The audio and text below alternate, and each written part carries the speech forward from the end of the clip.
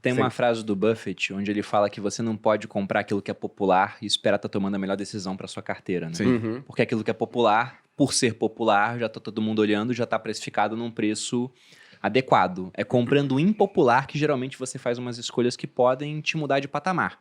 Nem sempre vai dar certo, aí pode cair até 100%. Se você se expor a opções, vendendo opções, pode ser mais do que isso, Puta, não faça esse não tipo de faça coisa. isso. Mas se só pode cair 100 e pra cima não tem limite, fazendo 100 escolhas assim ao longo da vida e acertando 53, Uhum. ou até, cara, você pode acertar 30. Uhum. Private Equity é assim, né? O cara vai investir em 10 startups, 9 quebram, mais uma vira, sei lá, um Nubank da vida. E aí o cara recupera todo o prejuízo que ele teve com 9. Mas ter esse tipo de pensamento contrário é bem complicado. Não. É bem complicado. E eu fiz, inclusive, um estudo falando... Publiquei um relatório ontem no Melhor Renda Fixa e explicando a diferença entre diversificar, porque em ações você tem que diversificar, em crédito privado você tem que pulverizar. E aí eu peguei o exemplo, né, de uma carteira de ações, e dentro dessa carteira de ações tinha lá VEG. Né? Isso em 2008. Então, pô, você pegou R$100 mil e dividiu em 5 ações. Uma delas era a VEG. As outras 4 empresas quebraram, foram a zero.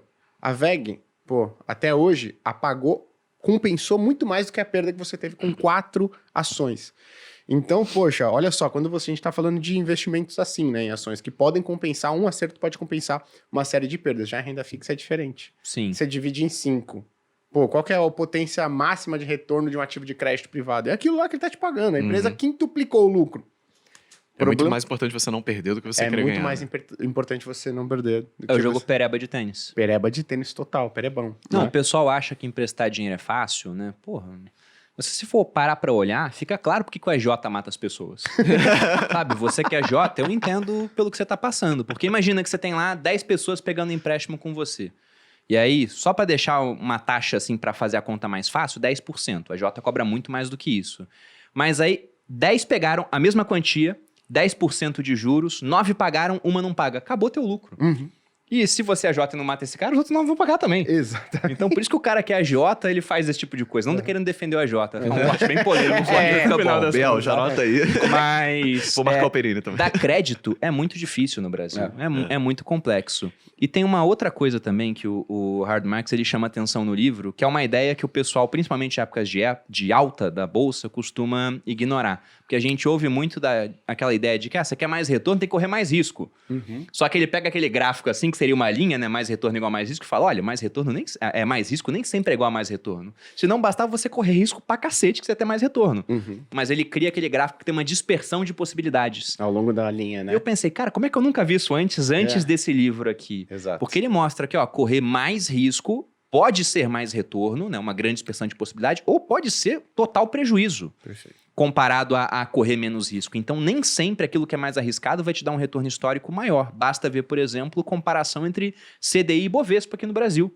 Né? Então, em vários períodos, a Bolsa foi melhor do que o CDI, sim, mas se você pega alguns períodos cheios e grandes assim, o CDI rendeu muito mais, com muito menos risco no final das contas. Sim. Então, por isso que eu acredito tanto em diversificação, em você realmente ter uma carteira com diferentes ativos, diferentes correlações, exposição a outros países, porque é mais ou menos aquela história de que você montou um monte de coisa que tem uma expectativa de retorno com caminhos diferentes. Então, é difícil estar perdendo tudo ao mesmo tempo. Você tem uma trajetória mais segura. Perfeito. Esse ponto que você bateu do Ibovespa CDI é importante, porque muita gente lê livros lá de fora que falam sobre a Bolsa Americana e tentam trazer isso aqui como se fosse equivalente, como se fosse um Gráfico do espelho. Jeremy Siegel.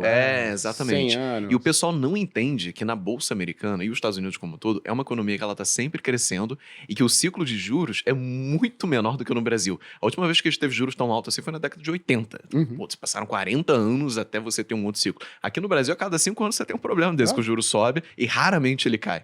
E as empresas aqui são muito mais expostas a commodities. Se for olhar o Ibovespa lá, porra, a maior Petrobras vale, o resto é banco também. E há quantos anos tá assim, né? Quantos anos, assim, você vai olhar, não muda praticamente nada de uma época para outra. Aí você tem, empresa de celulose, empresa de aço, que depende da economia global. Enfim, se você for investir aqui com essa premissa de que o Ibovespa vai subir para sempre, e qualquer ciclo longo ele vai ter rendido mais que o CDI, você vai perder grana pra caramba. Sim. A verdade é que aqui no Brasil, para você ganhar dinheiro na Bolsa, você tem que saber operar ciclo. O que é um negócio que não necessariamente você tem que saber fazer lá fora, porque o ciclo lá é muito mais longo e muito mais suave. Lá tá sempre crescendo. Aqui no Brasil, não. Aqui passa por aquele voo de galinha e depois cai.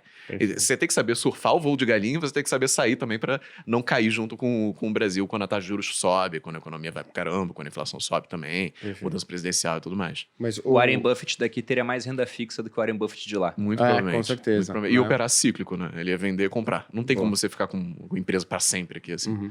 Ou ele seria o Barsi, que ele basicamente investe no IDIV, que é o índice de ações que pagam bons dividendos e que no final das contas tem um retorno muito maior do que o Ibovespa, Sim. em várias janelas, em grande parte das janelas móveis, e um risco menor. Então, mas o Barsi, ele já teve posições que renderam muito, assim, também. Sim, A gente não. fala muito de dividendo, porque é a tese lógico. geral. Mas, por exemplo, o Unipar, eu lembro na Porra. época, em 2016, quando rolou o OPA, que era uma oferta para fechar o capital, os controladores da Unipar queriam fechar o capital, comprar todas as ações e tirá-la da bolsa, por um preço menor do que a cotação.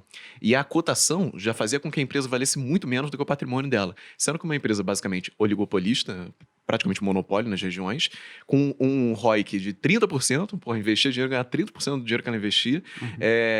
Enfim, empresa excelente. Eu falo, cara, como que essa empresa pode valer menos do que o patrimônio dela se é puta empresa, sabe?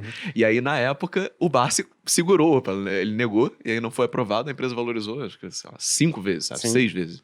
Não, foram umas centenas de milhões de Ele reais. teve muitos casos do Barsi que foram assim, Foi que ele muito. porrou muito. Aham, não não. foi só com dividendos. Mas ele sabe? ficou anos comprando a empresa. Ficou anos e anos esperando.